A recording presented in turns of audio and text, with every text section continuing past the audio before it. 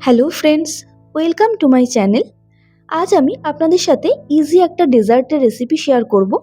এটা খেতে যেমন টেস্টি আর খুব কম সময়ের মধ্যেই এটা রেডি হয়ে যায়। তো চলুন ভিডিওটা স্টার্ট করা যাক। এই রেসিপিটা বানানোর জন্য আমাদের লাগছে স্লাইস ব্রেড। সবার প্রথমে আমি একটা ছুরির সাহায্যে এই ব্রেডের চারধারের পোড়া অংশগুলোকে কেটে বাদ দিয়ে দেব। আপনারা চাইলে এগুলো রাখতে পারেন, কিন্তু আমি এখানে বাদ দিয়ে দিচ্ছি।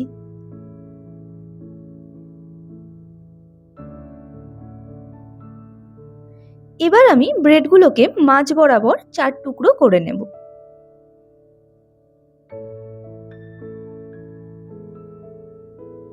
এই একই রকম ভাবে আমি বাকি ব্রেডগুলোকেও টুকরো করে নেব। ব্রেডগুলো আমার সব কাটা হয়ে গেছে।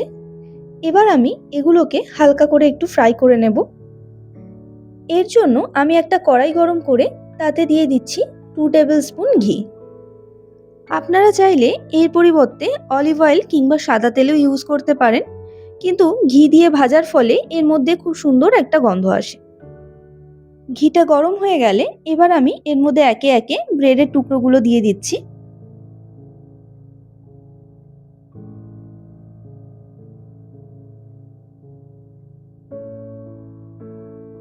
ব্রেডগুলোকে আমি উল্টে পাল্টে ভালো করে ভেজে নেব।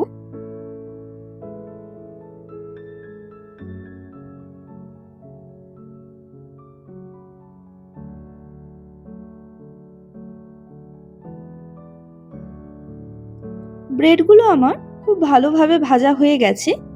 এই একই রকম ভাবে আমি বাকি ব্রেডগুলোকেও ভেজে নেব। ব্রেডগুলো ভাজা হতে হতে ততক্ষণ আমি ক্ষীরটা রেডি করার জন্য একটা কড়াইয়ের মধ্যে দিয়ে দিচ্ছি 500 গ্রাম মতন দুধ। দুধটাকে আমি ভালোভাবে ফুটিয়ে ঘন করে নেব।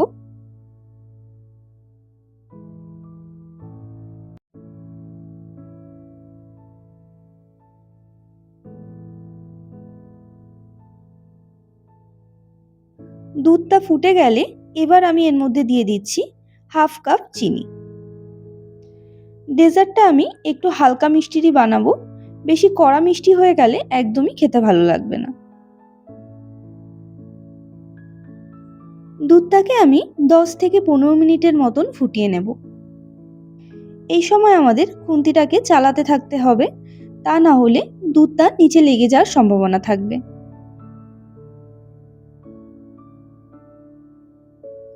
দুধটা ফুটে ঘন হয়ে এলে এবার আমি একটা বাটির মধ্যে খানিকটা দুধ তুলে নিচ্ছি।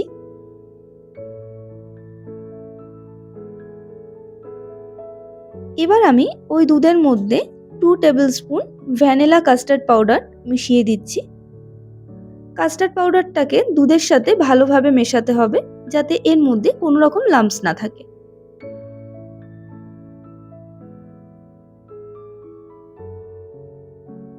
এবার আমি এটাকে দুধের মধ্যে দিয়ে ভালোভাবে মিক্স করতে থাকবো।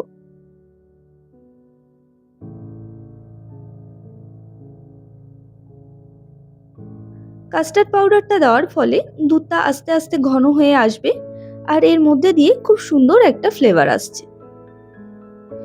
ক্ষীরটা আমার একদম রেডি হয়ে গেছে।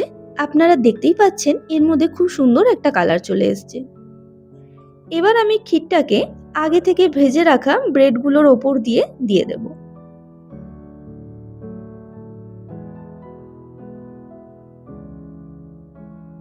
এবার এর ওপর দিয়ে কিছু ড্রাই ফ্রুটস ছড়িয়ে 1 ঘন্টার মতন আমি ফ্রিজে রেখে দেব। তারপর ফ্রিজ থেকে বার করে ঠান্ডা ঠান্ডা সার্ভ করব। এই রেসিপিটা আপনাদের কেমন লাগলো তা আপনারা অবশ্যই আমাকে কমেন্ট করে জানাবেন। যদি ভালো লাগে তাহলে ভিডিওটা লাইক করে চ্যানেলটাকে সাবস্ক্রাইব করে দেবেন। আবার চলে আসবো নতুন কোনো রেসিপি নিয়ে।